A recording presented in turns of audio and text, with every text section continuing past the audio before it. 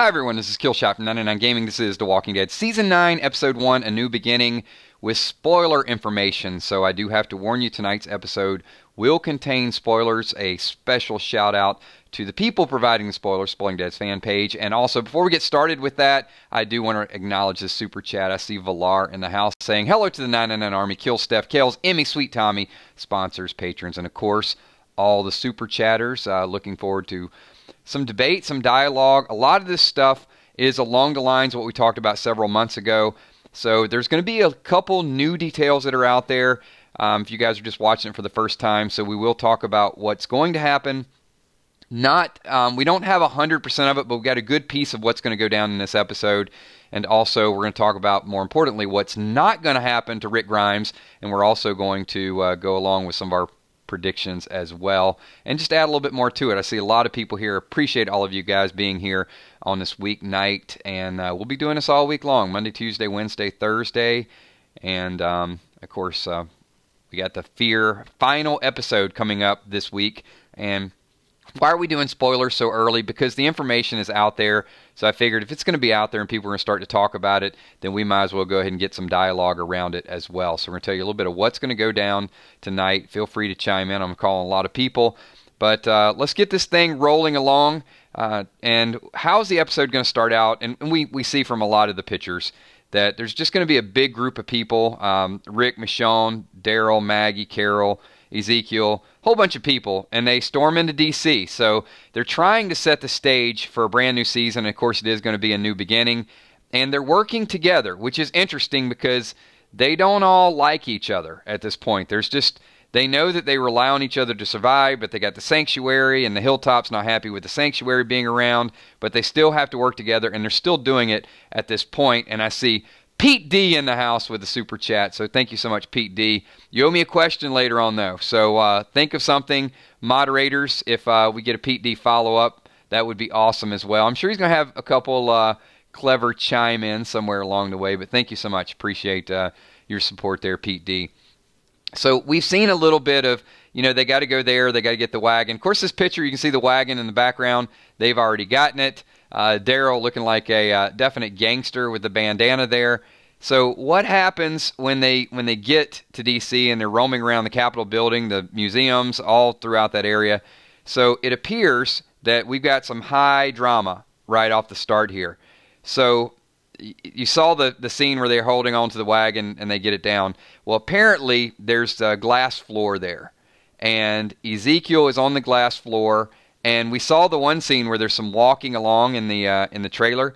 Well, there's walkers underneath the glass, and the glass breaks, and Ezekiel almost dies. Now, we know he doesn't die because we've seen him later on, but there is a little bit of an edgy moment where it looks like Ezekiel might die, but he does make it out. The group will come in and save him and save the day.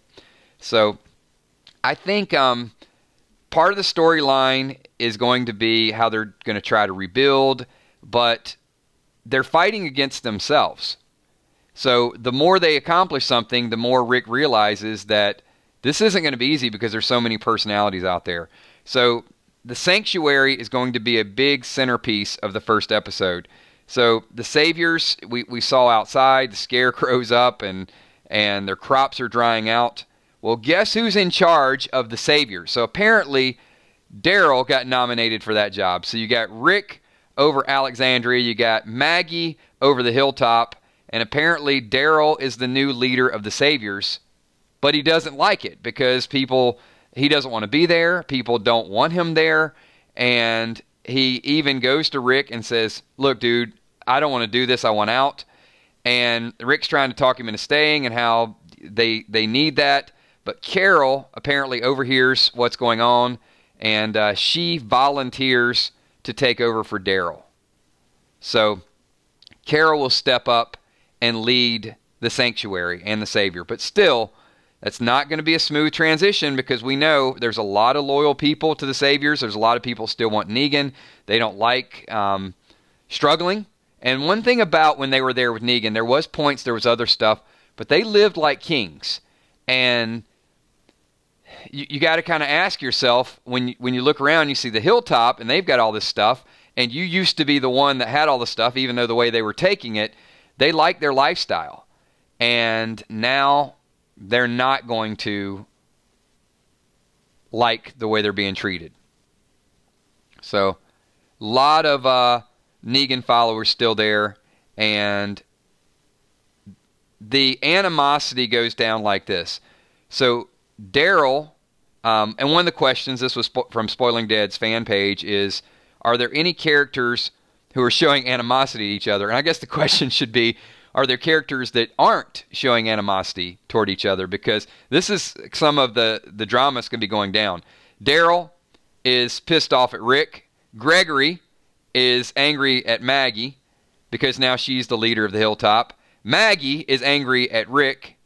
And Earl's wife is angry at Maggie. So it appears that a lot of people just can't get along with each other. And Negan's locked up. Negan's just sitting back and taking it all in. They absolutely are. E-Beach, you're right. So setting it up for Negan to sort of kind of quell this revolt a little bit. So there are some scenes with little Herschel. So we see the time pass, and he is a little baby boy. And there's probably 3 main storylines in the first episode. One is everybody's trip up to Washington, D.C. And then it's the leadership, really, of the sanctuary and all the drama that's going on with who likes who.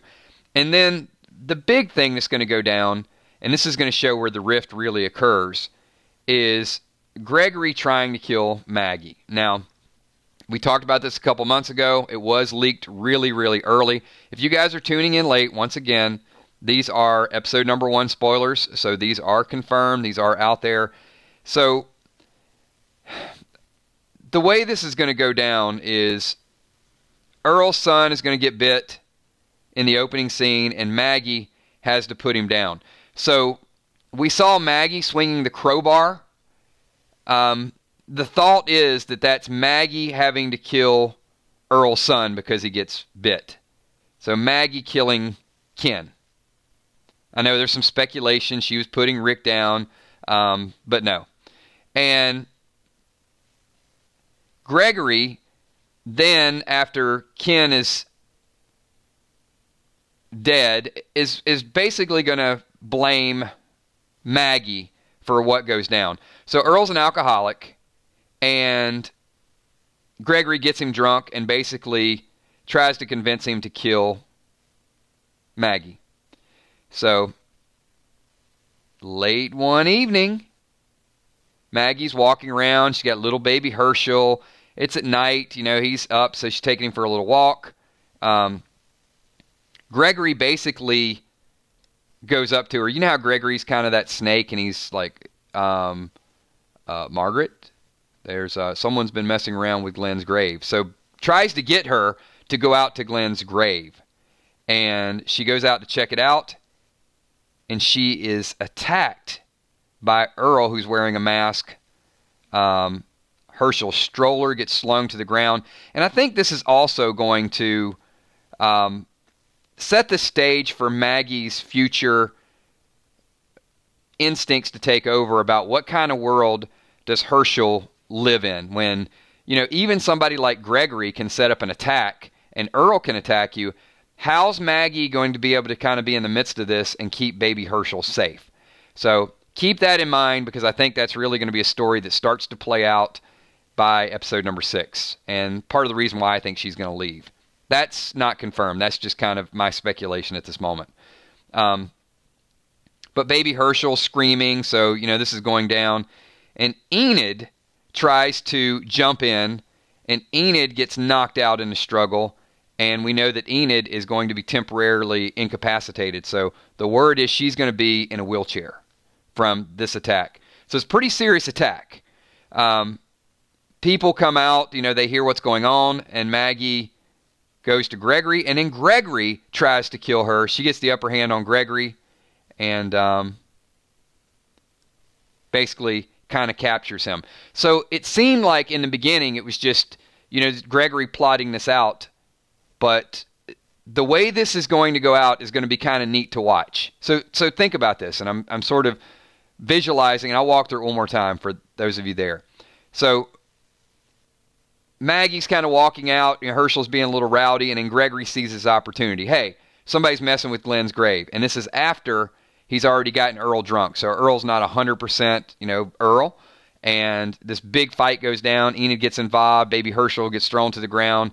And then Gregory and Earl end up get taken to the side. And we have a good idea what's going to go down with them, and I'll touch on that in 1 minute. There will be no introduction of Magna till much, much later on. That was a question. And the episode is basically going to end with the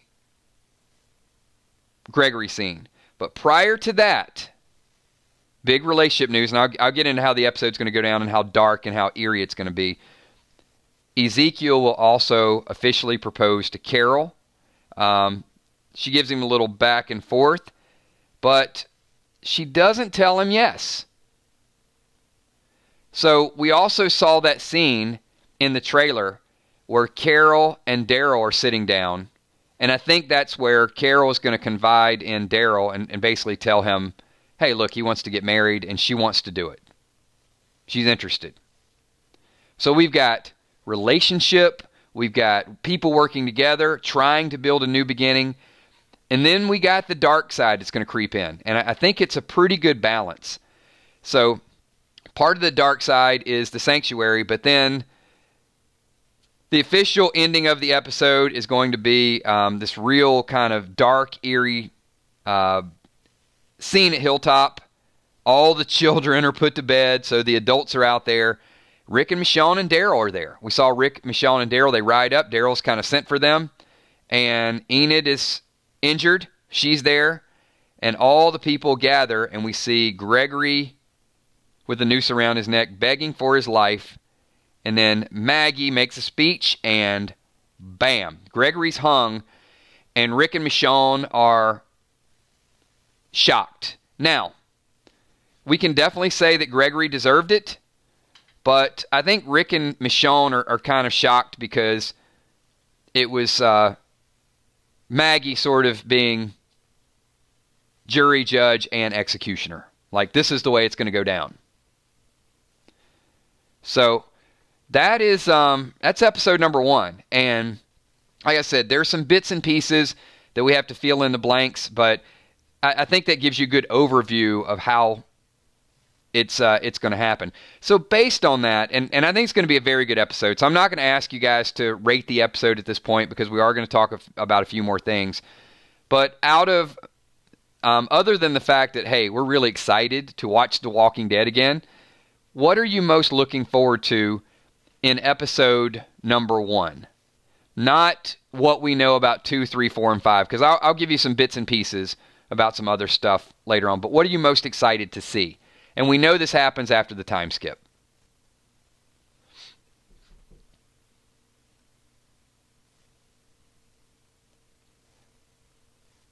It does. I think it's going to be a great episode because we know the visuals as well. So Paul says Washington, D.C. I think that's going to be kind of a fun trip.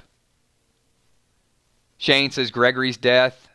Rhonda, baby Herschel, and Maggie. Yeah, Rhonda, I think that protective instinct and that leadership is all going to, it's going to sort itself out. And I don't know how long Maggie will have the stomach to be the leader, whether or not she even wants to do it. I mean, she's done it basically for 18 months because of the time skip. But as more and more danger lurks around the corner, and it's not just walkers anymore, it is, and it's not just Negan, you never know. It could be anybody out to get you.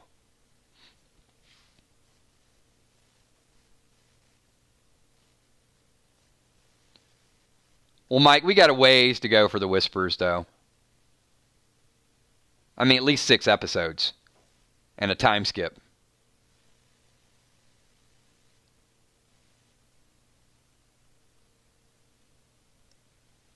You know, Drama King, who knows what's... Well, Depends. I mean, we don't know. So keep in mind, this is where it gets really, really tricky, drama, is when this season starts, they're probably going to still be a year ahead of Morgan. So Morgan could still get there in the time period before what we're about to see, because we've got about a year to play with, right? So it's hard to explain it without seeing it. So in 2 weeks, October 7th, everything that I just mentioned happened. But we don't know what happened prior to that. Morgan's group might help us bridge the gap between what happened in that 18 months, if that makes sense. Or not the 18 months, but the year, or the 8 months, or whatever time frame it is. And it's weird because it's going to be happening after this whole season happens. So we're going to be literally 6 years ahead, and Morgan's going to be prior to what happened in episode number 1. Hopefully that makes sense.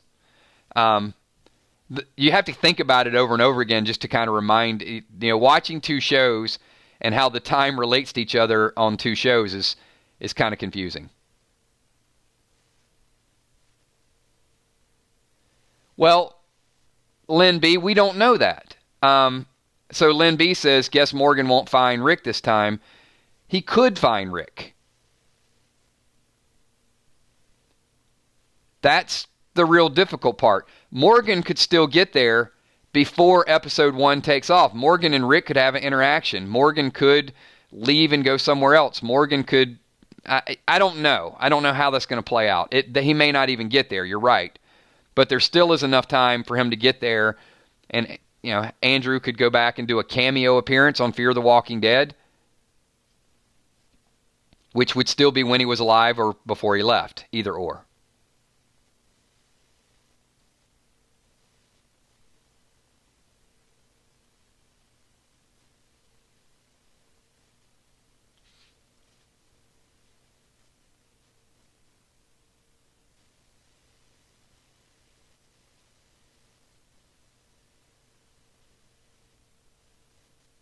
All right, we can jump around and take a couple questions and a couple comments.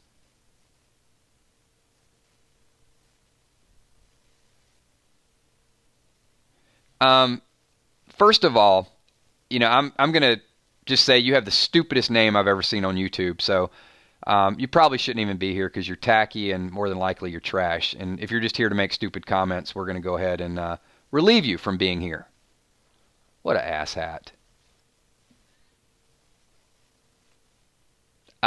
Shane, he didn't have to. He's gone. There's always one.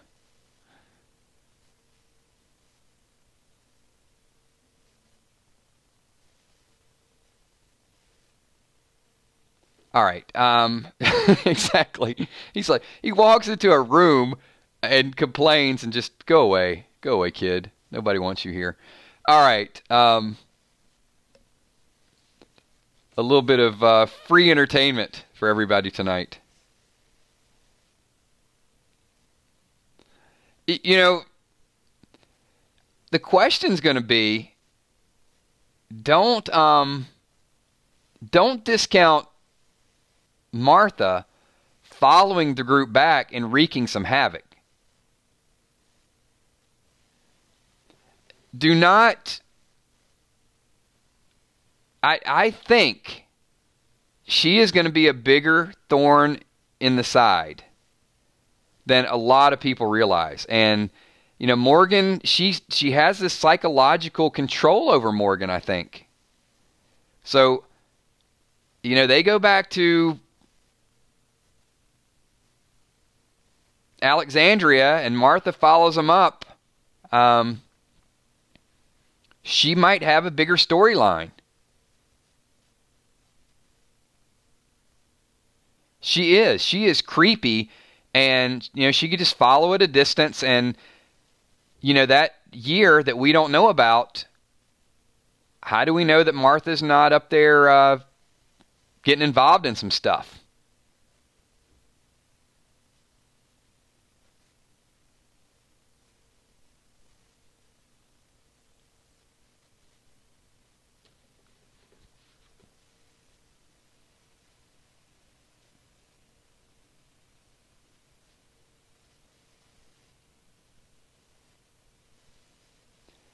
Yeah,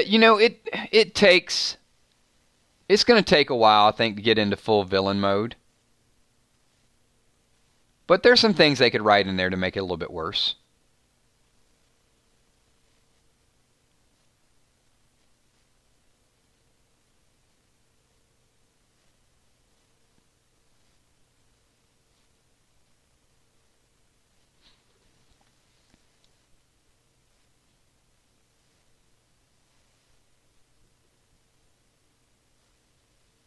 So, Drama says, was Martha's backstory meant to make us not want her dead?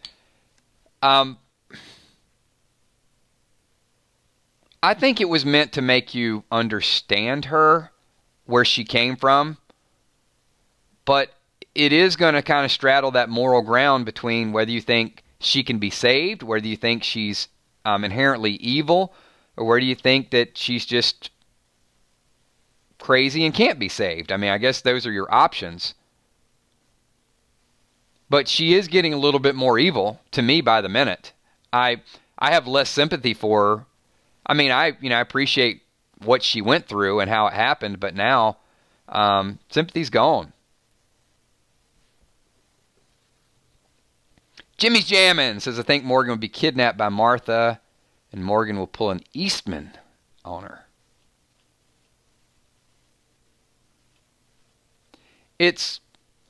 It's hard to see Morgan dying because of what he means to the show, and he's a big, big piece of fear right now. But let's also not let's not beat them up too much because Martha's surviving a gunshot and a couple other things, because Negan has survived quite a bit. I mean, Negan could have been dead many times. Carl could have shot Negan. Rosita could have shot Negan. He could have bled out when Rick cut his throat.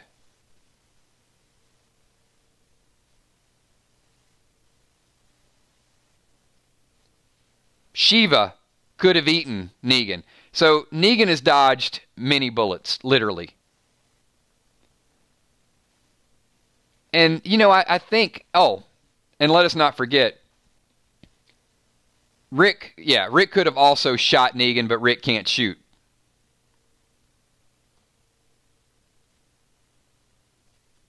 So there's been at least 5 times that Negan has survived.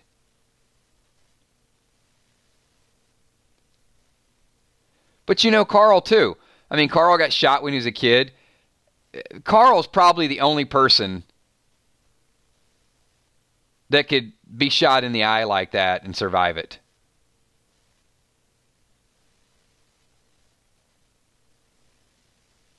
I mean, that wasn't even a graze. I don't even know if that's possible to be shot in the eye and live.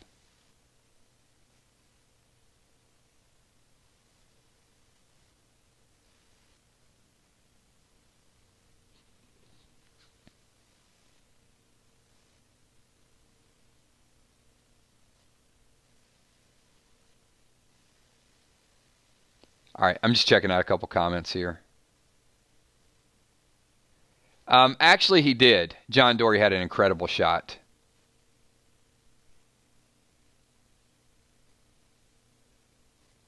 But that's why we can't take these things at face value. You got to be along for the ride. Not every death is going to be believable, and not every survival is going to be believable either. So, surprisingly, a lot of people didn't say they're looking forward to Gregory's death. And I thought that would have been one of the most anticipated things, is just to find Gregory's done. We don't have to deal with it. We're going to see one more episode of him whining and trying to be a snake and weaseling his way out of it. Gregory should have been dead a long time ago, too.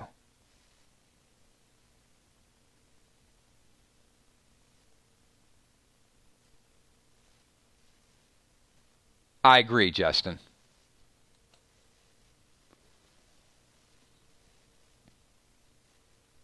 All right, now's a good time We'll talk about a couple more things from episode number 1. But I do want to bring this up again because even on some videos yesterday, after we mentioned it multiple times, we're still getting the question out there of, is the Rick death spoiler real or fake? So, as we've said multiple times, and I do want to touch on this in this video tonight, it is fake. It was written by someone that had taken... What they did was they took a little bit of details from episode 1, which was believable, and then they made up episode 2, 3, 4, and 5. And because a lot of people knew the spoilers from episode 1, they figured, okay, well, this is believable. But it's not. The story was entertaining, but it's not even opinion, Logan. It's confirmed. It's fake. The person who actually wrote it and pasted it on everybody's videos admitted to it being fake and said, hey, I'm famous. You know, look at some of these people on YouTube actually talking about my theory. So, whatever the intent was, it worked. I would probably say that the spoiling dead fans probably Shiny Firefly knows how Rick leaves the show. But I don't think she's budging on it. I really think that she has the knowledge probably a little bit more, a little bit quicker than everybody else. The question is going to be whether or not it's released. So I do think you'll get 2, 3, and 4. I think when it gets to episode number 5, I think there's just going to be a lot of secrecy around that. If it's talked about, if it's out there, we will definitely discuss it. I just I have a feeling based on some of the last major deaths that it won't be out there. But there'll be a lot of other details that come out. And to be honest with you, I know tonight we're talking about spoilers. I am perfectly fine if it's not out there.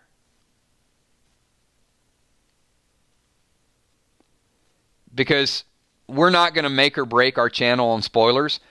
And those of you that are new, just to give you a little bit of kind of history, if the spoilers are out there and they're readily talked about, we will have a conversation. We don't avoid them.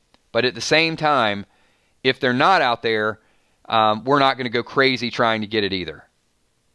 I mean, if you're going to talk about it, I'd rather you talk about it here, right? But if nobody's talking about it and it's not out there, then whatever. You know, we'll have as much fun doing our predictions.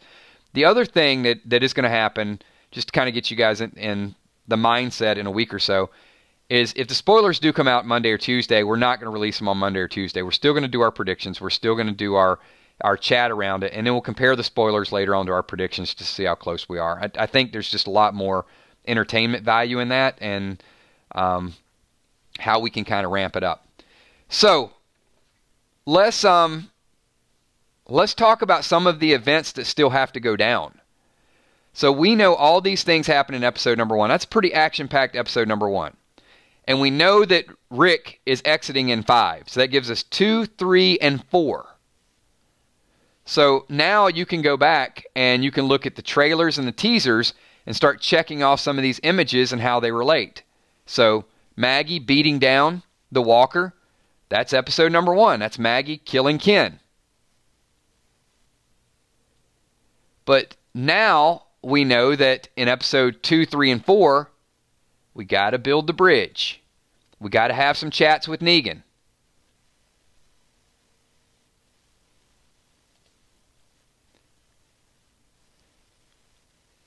So hopefully, you guys, I do have to stop because normally I don't give people attention. But this person here, this Milk, is actually so desperate. This always cracks me up, and I will address it in a live stream. This is one of those people that get banned and is so desperate to have the last word. We live in a last word society where people just can't walk away quietly. In order to set up an alt YouTube account, they had to go set up an email and then set up an alternate telephone number and then come back in just to make a comment. I mean, that is some serious real-life desperation. And you just got banned again. It's funny. Didn't even get their comment posted. So they went through all those hurdles just to try to, wasted literally 15 minutes of their life to come back in just to get banned again. Do it again. Hey, you know what? You can come up with a third name and you got another 15, 20 minutes to kill. Go for it, brother.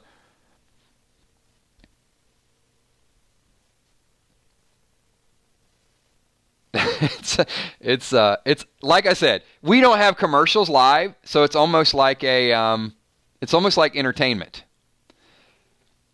Okay, back to our telecast. So in episode 2, 3, and 4, which we'll talk about over the next couple weeks, think about all the events that still have to go down that we've seen. Rosita, spray painting, what that's going to mean. Now we know some of the sanctuary where the bless you Rick Grimes, that's going to be episode number 1, so we can sort of filter some of that out. But the carol scene going down where Jed looks like he's going to shoot her, so that's something that's going to be a storyline for episode 2, 3, or 4. So there's a lot of pieces that will still happen before we get to Rick, but it's going to go fast. I mean, once we get to October 7th, we basically have a month, and then he's gone, one way or another.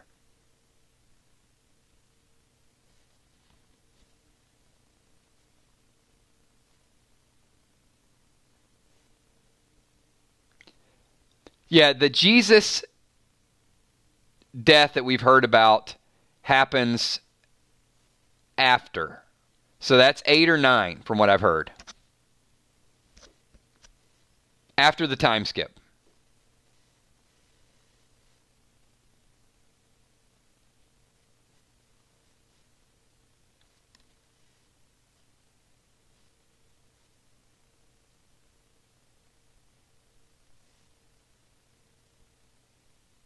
But the Rick scene, sliding down the side, the dirt beside the bridge, the blood dripping scene. Now, that could be his exit. We don't know. Could be him carrying somebody else. But all those things really have to come into play. And then, we know in 5, we're going to have Shane. We're going to have the flashback. We're going to have the white horse. So I think we're really, really close. So I know of all the things we predicted, I don't feel like we're too far off with this surrounded by walkers and hallucinating and seeing Shane. I'd love to get a confirmation out of it, but, we'll watch it play out as well. And, maybe the helicopter is involved.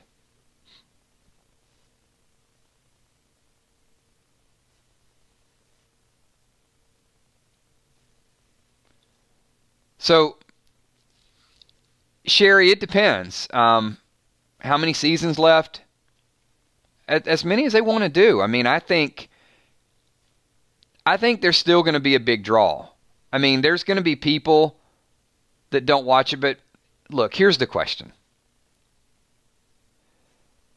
And I know many, many people watching the stream and watching the playback. What else are you going to watch on Sunday night? No, seriously, answer that honestly. Even if The Walking Dead is slightly less good than what it is right now, what are you going to watch? What are you going to talk about? What's going to hype you up all during the week? You can pop in these chats and say, hey, I just want to say hello to everybody, even though I don't watch the show anymore. I mean, there's still going to be your insight. There's still going to be your conversation. Yeah, there'll be some people that watch football. But there'll be people that watch both. And there'll be people, I mean, you don't give up football now. You still watch it.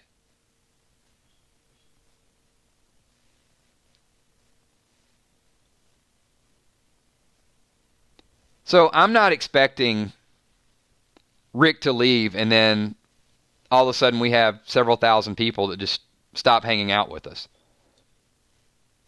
I'm confident that we've got a strong foundation. I'm confident we got a strong group that likes to get together, likes to chat and debate and give insight and figure out the show. I know there's going to be some fair weather fans that leave. But here's the thing. All right, and I have to be completely transparent with you. I'm usually pretty straight shooter with everybody here, right?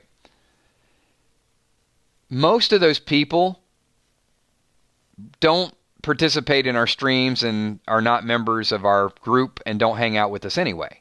So if they leave the show, I really don't care. I mean, I'm just being honest.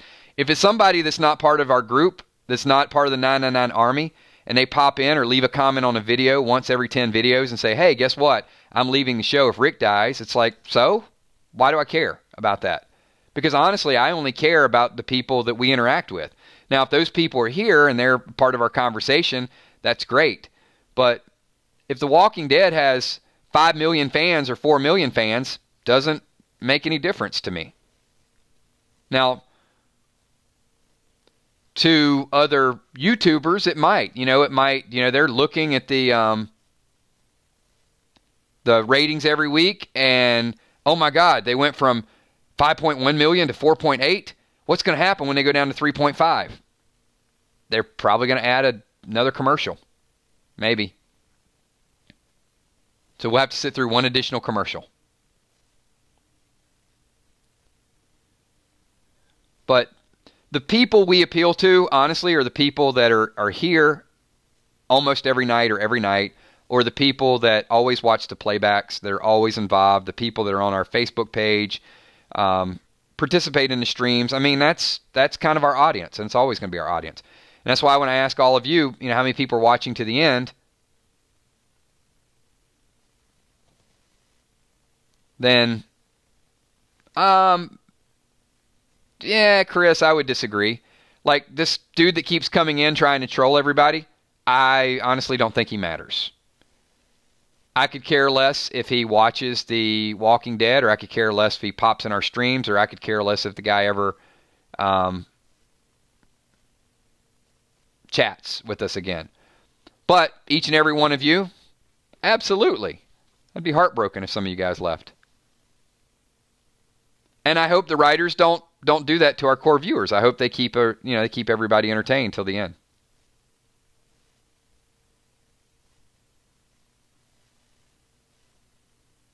See, that's what I like to see. And I appreciate all of you typing that and putting it in the streaming side there.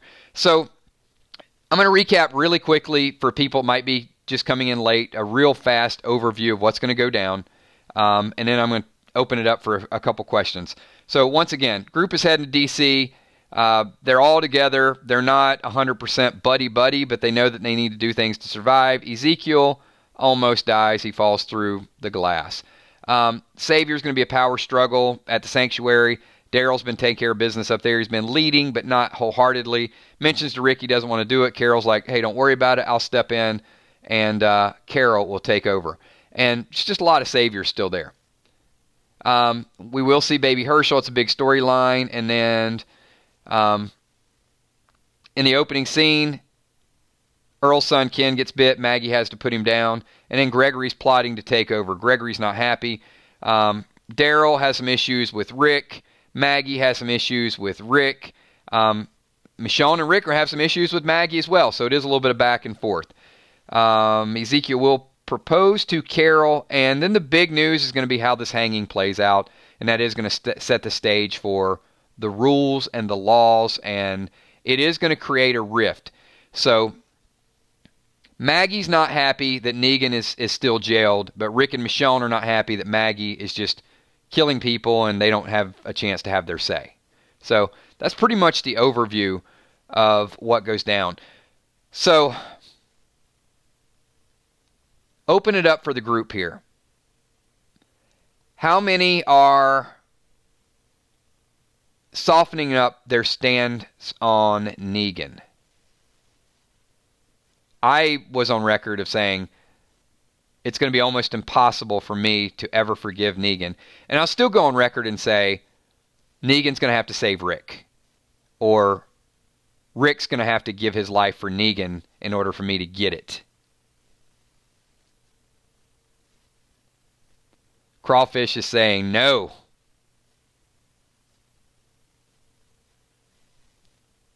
Still got to prove himself.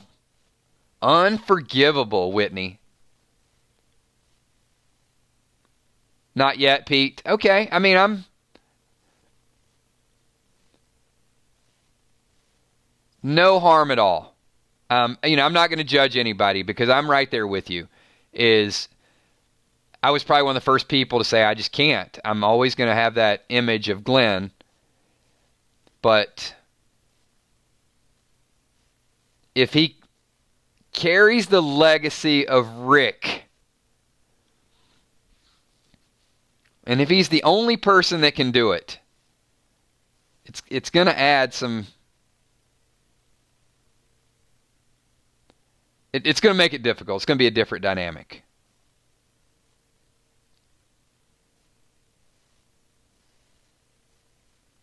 Tommy V says he's going to have to save everyone.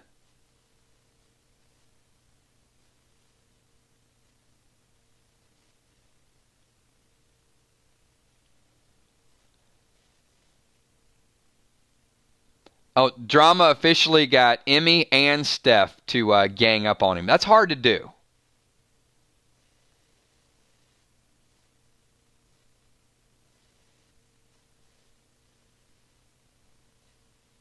I'm just enjoying the back and forth because I would say our audience, this is kind of funny. We're split down the middle on Negan. And by split down the middle, I'd say there's probably three different. There's people that say never. There's people that already forgiven him. And then there's people that are waiting for something to happen to give him that break, to give him that little extra.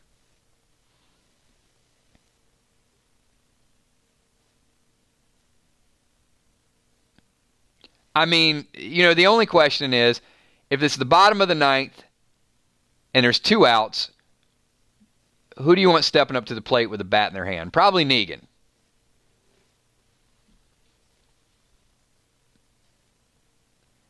And I think jail time has made him understand what he needs to do.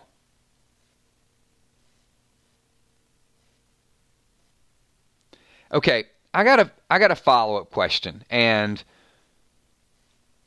I'm going to kind of set the stage for you a little bit. Because as I've always said, they made Negan too brutal, and many people agreed with that.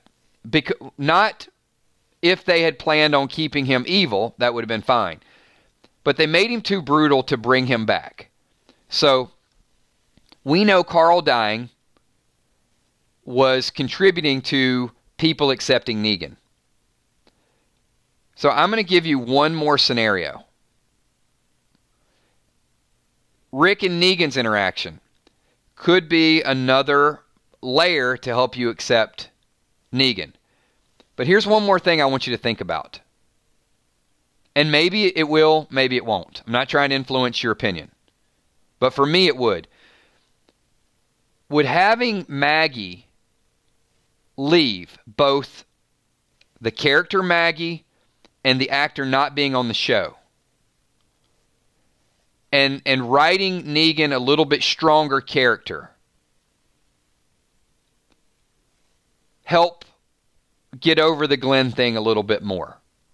Maybe not 100%, but not seeing Maggie's character and having Negan go out and help people and save people and fight for people and not always reminded of it by seeing Glenn's grave and Maggie, would that possibly transition a little bit more?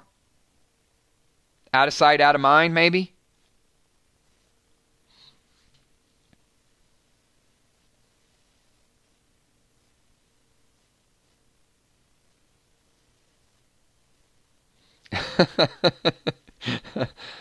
That's nice. Captain Crawfish says, I got to know, did Ezekiel get Carol's ring at Jared's. Touche. Well played. Well played.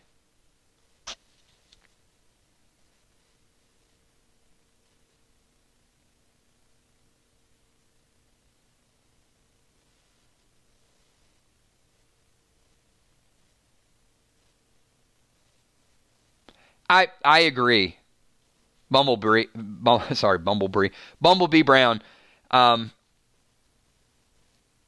The enjoyment of the killing of Glenn always bothered me, and it's always going to bother me.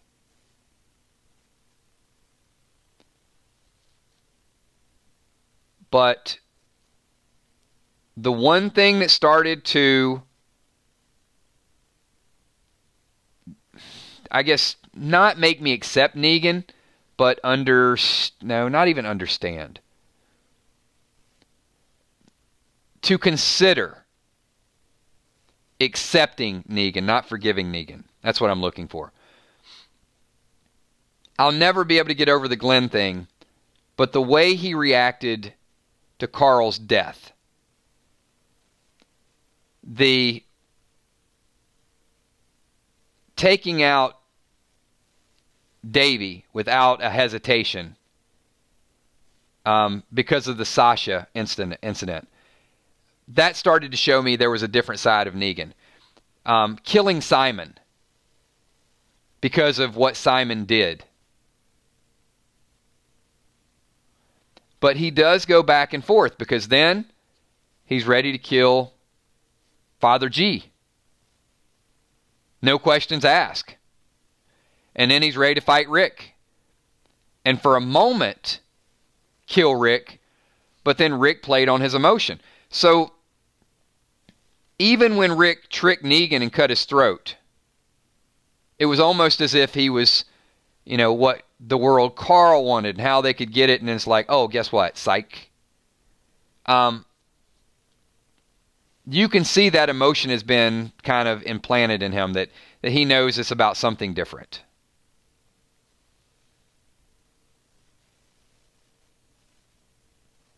I can't believe I actually spent about 2 minutes there semi-defending Negan. That would have never happened before.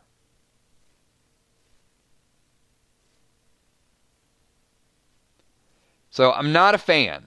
Let me clarify that. But I am very anxious to see what he can do to step to the forefront and lead.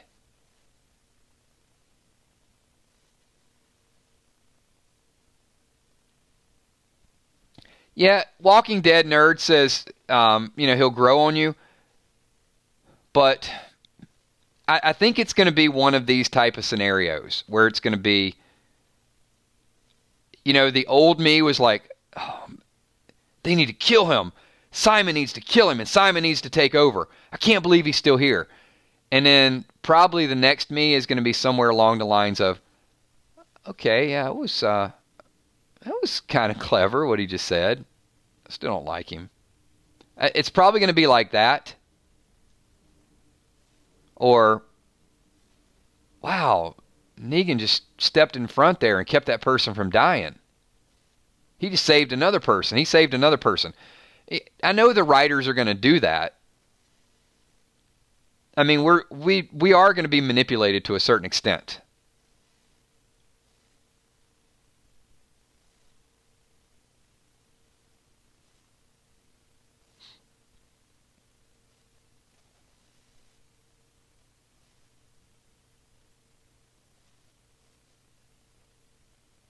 Well, and that's a good point too, Crystal, is he's so charismatic off the show in real life. I mean, Jeffrey Dean Morgan is great, and I think that's gonna add to the likability of his character. It's gonna be an easier transition because of who he is.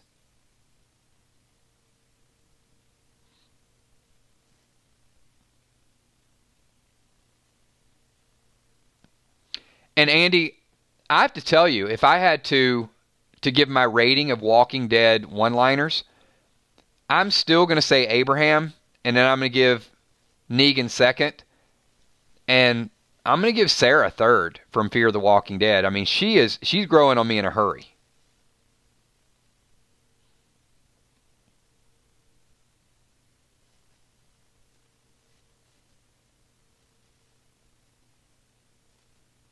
So Commodore says it would be better if Rick say Lucille after he slit his throat. You could definitely see how important that bat is to him just by the fight scene they had a couple episodes before when Lucille was on fire.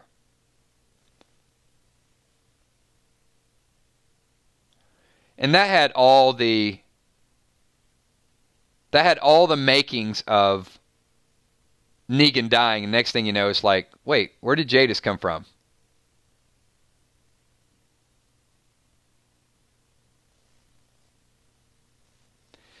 All right, and I am going to give you another super bold prediction.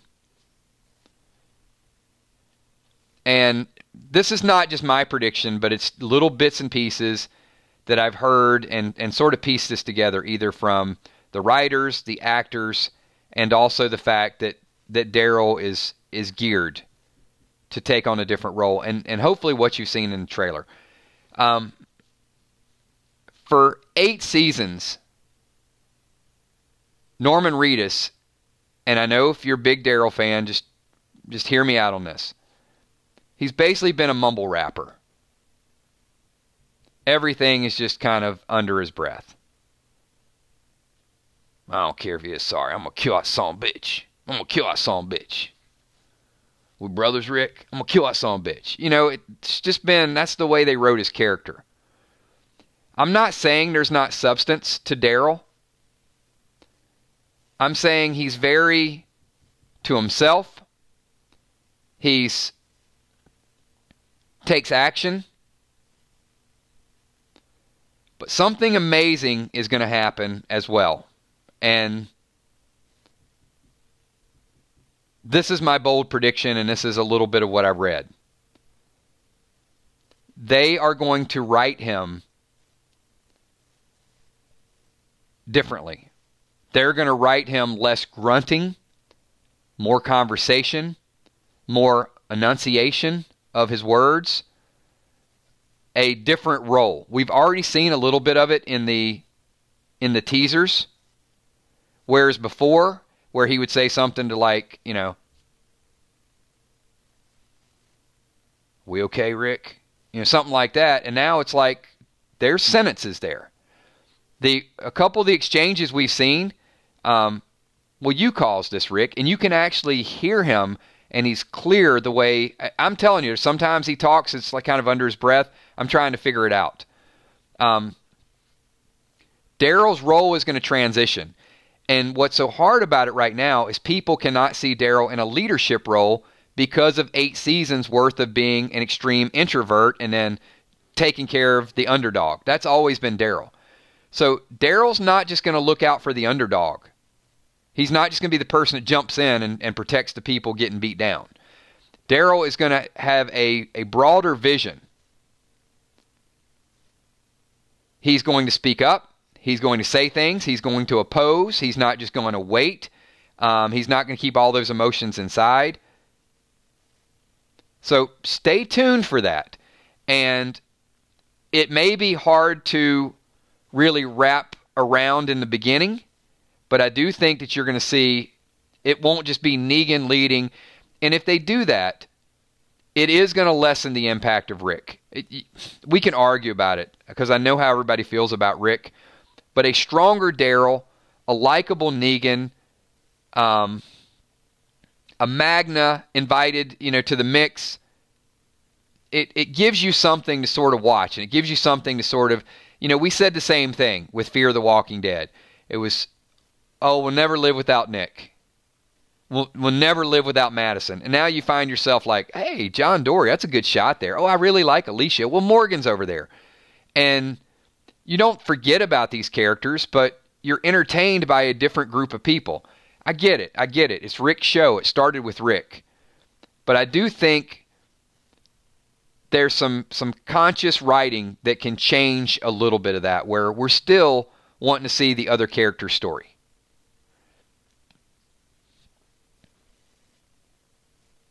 And Debbie, they absolutely, I think, will team up. When it is about survival, when it is about an enemy that you're not supposed to beat, and that's going to be the Whisperers. When it's about seeing Jesus probably decapitated in front of you, whew. I mean, that's the type of thing. You know, first of all, I'd say of all the people out there, Jesus is probably the best fighter.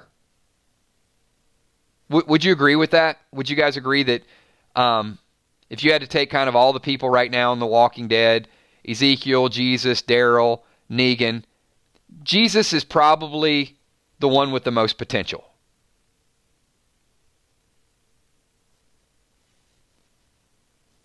So,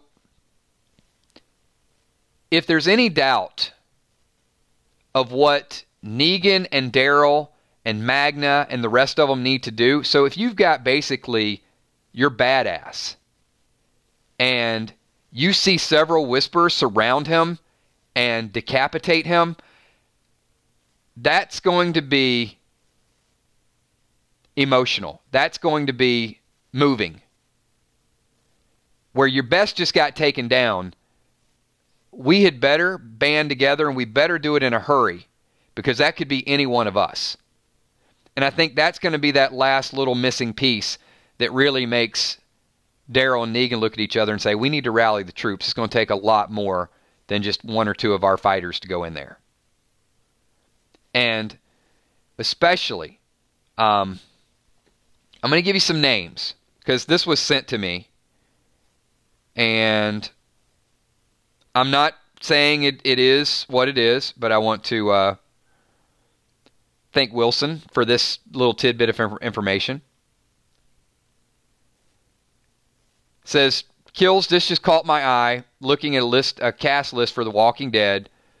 Rick, Maggie, Jesus, Enid, and Jerry listed up to 2018. Everyone else, including Dwight, Alpha and Beta, listed up to 2019.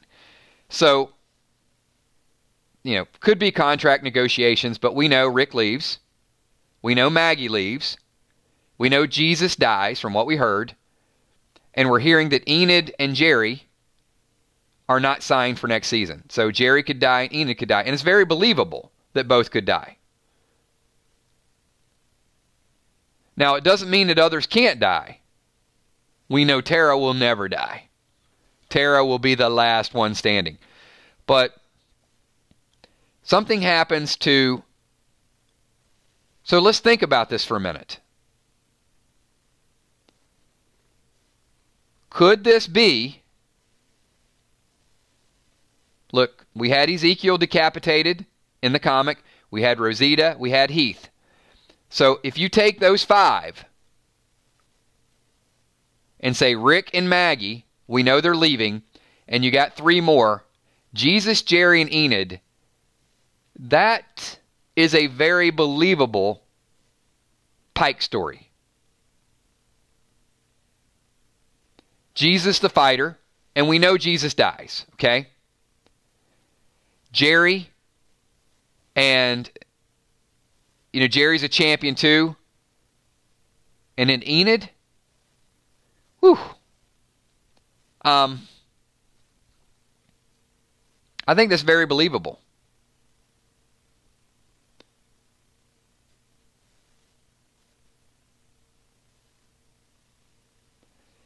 And I will tell you, the hilltop's gone. No Enid, no Maggie, no Jesus. There goes the hilltop.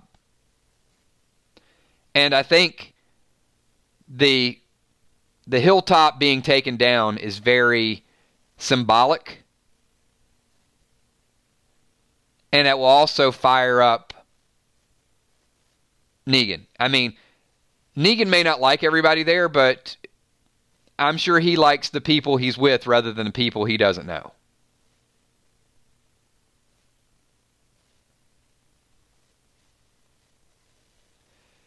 So I have heard Enid is not paralyzed. Enid is injured. She's in a wheelchair for a couple of episodes.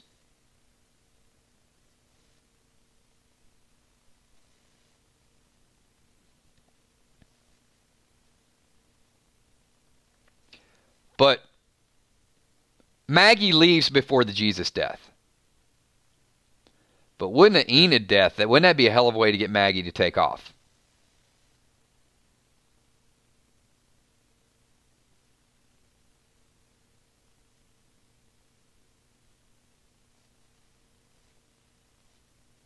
Oh man, so much good stuff to talk about. So many predictions and speculations.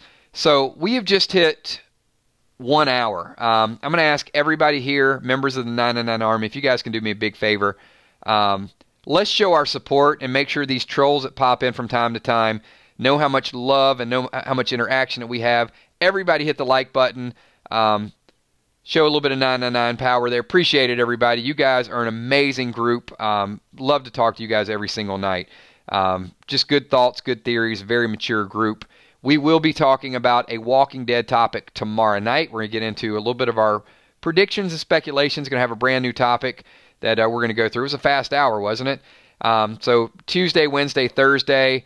We're also going to talk a little bit of Fear is going to be mixed in there because we'll have some information on the season finale of Fear. And just want to let you guys know that the schedule for the rest of the week, we will be doing some 999 sports as well. So college football fans, check that out. Pro football fans, make sure you're there with us on Sunday morning. And, of course, we will have our countdown at 8 o'clock on Sunday night as well. That is kind of all we got. Really good spoiler information. Thanks to Spoiling Dead's fan page and the people over there for providing that information. And this is going to be the closing credits. So if you guys can type a quick 999, we'll give a lot of shout-outs. I want to start out by shouting out our Patreon supporters up in the top left-hand corner. They support the channel financially. If you're interested, there's a link down below. Also, our sponsors over in the top right, you see The Walking Dead Nerd, Valar, Pete D., Jason Mixologist, Michelle M., Tina Nicole Jordan, Jimmy's Jammin', Julie McGuire. Thank you. Appreciate Michelle M., all of you guys for being here and everything that you guys do. Of course, our moderators, Emmy, Steph, Tommy, Kells. And, of course, our super chatters tonight. We had pretty good super chat. We had OU Captain Crawfish back in the house, Jimmy's Jammin', Pete D., and Valar. Thank you so much as well. And let's do a few shout-outs to the 999 Army as well. And appreciate all you guys hitting that like button as well. Trevor Koenig, Mr. Tufone, Samantha Coombs, Julia Drums, Laura Brown, Viola McGowan, C. Kinchman, Rhonda DeLuca, Coma Drug, Albert Arthur, DDA Ohio, Timothy Lamora, Paul Eagle, Marcia Cooper, Shane Yutzi, Emma McCalick, Amber McGilton, Sam B., Walter Pavlovkovich, that was fast, hopefully I got it right, Joey Price. Missed your birthday the other day, Joey, but I did see it after the fact, so I'll give you a happy belated birthday. Bumblebee Brown, Melinda Kettler, Delmarva, Donnie Blair, Sheila McCabe, Lark Song, Justin Petrie, Chris Rainig, Newfield 12, Patrick Ivers. Thank you so much, Patrick. Red Blaze, Bryn Gilligan, Lisa Marie, Kim Ames. Thank you. June Smith, Gina Crockett, Madison Dickey. Thank you so much, Madison. Appreciate that. Drake, thank you. Jimmy Sue Poole, have a good night. Logan 5. Mike the Psycho. Nikki S. Phoenix Rising, appreciate you being here. Thank you. Crystal the Singer Chick Gore. Thank you, Sheila. Appreciate it.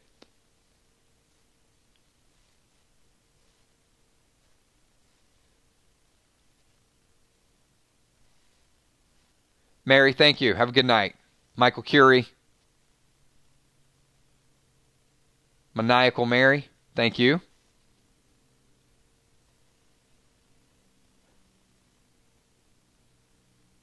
Nick Frystock, that's all right. Watch the playback, Nick. Rosie Duarte, thank you for being here, Rosie. Appreciate you. Tommy V, Mike Reiser, Ron Burgundy Moore. What's up, Ron? Frankie Taylor.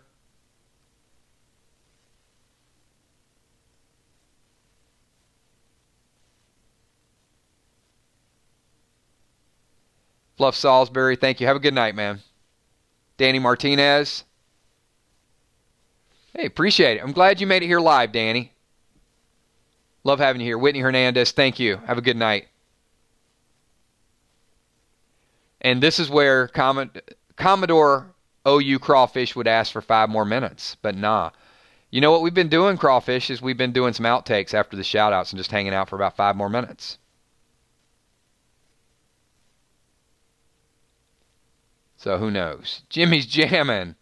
Thanks, Jimmy.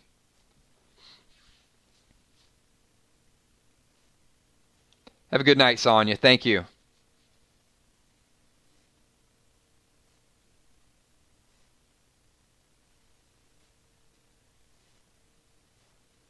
Stacy Crowder, thank you as well. If I miss anybody in shout out, you guys do me a big favor. Once this video goes live, keep in mind there's going to be a lot of people that watch the playback, especially because there's a spoiler in the title. They're going to be leaving comments, and they're also seeing your comments as they're happening. It's a really neat thing, the playback of the comments. If you guys haven't watched a playback, it's cool because it's just like, it's almost like you're there real time. And I've seen a lot of people kind of comment and then go back and comment. So we just want to create as much dialogue as we can.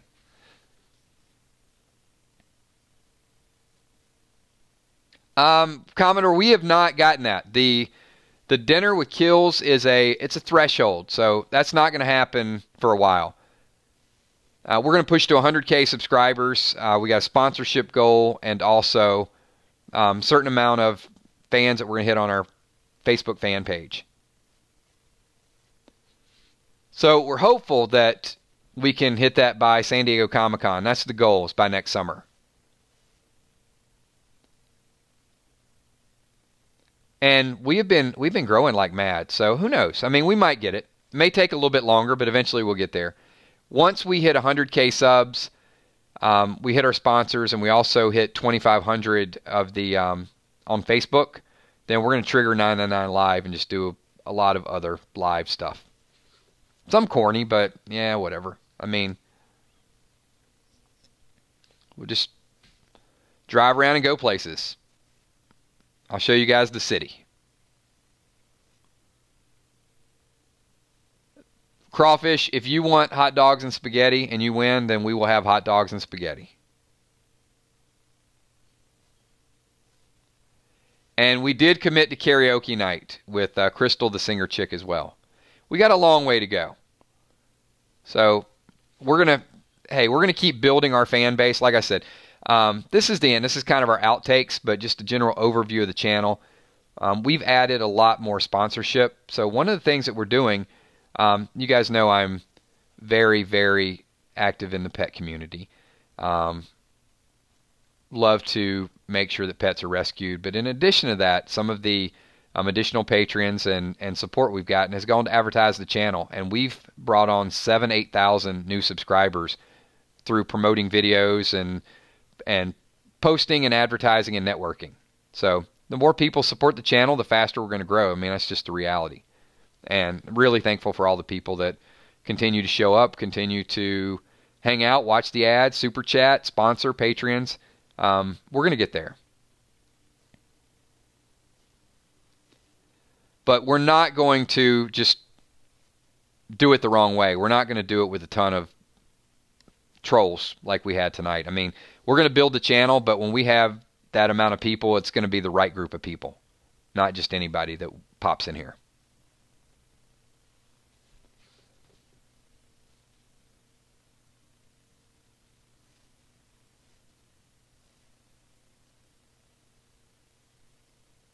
Thanks so much, Lisa Marie. I appreciate you guys being here. I mean, the theories, the predictions.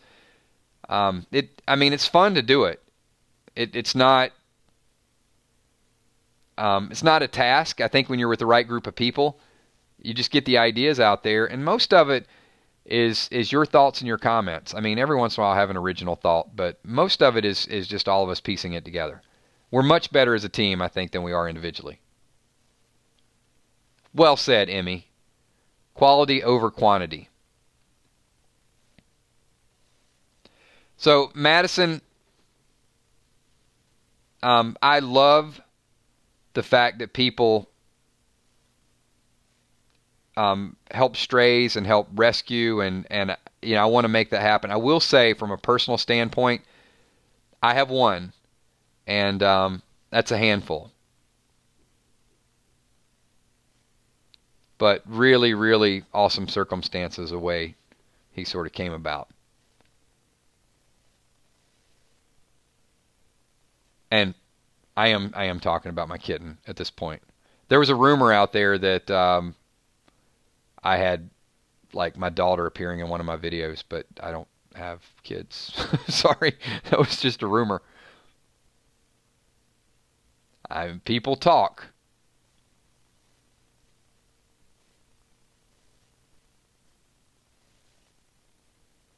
The virus was started by tainted gummy bears.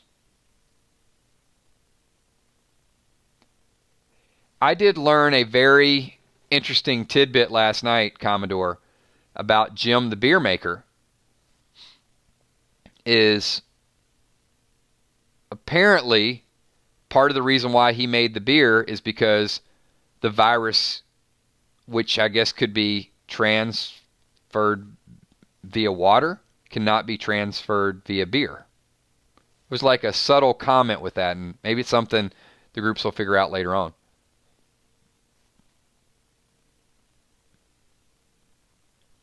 I thought that was a very interesting Easter egg, and it's something I think that they will use in both shows later on.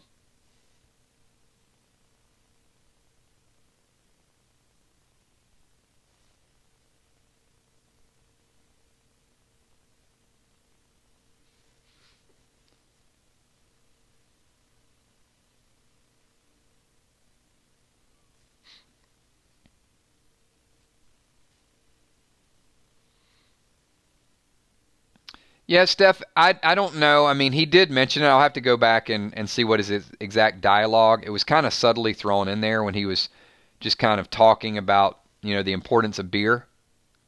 I think it was the first time Sarah tried to get the recipe on top of the hospital. He mentioned that.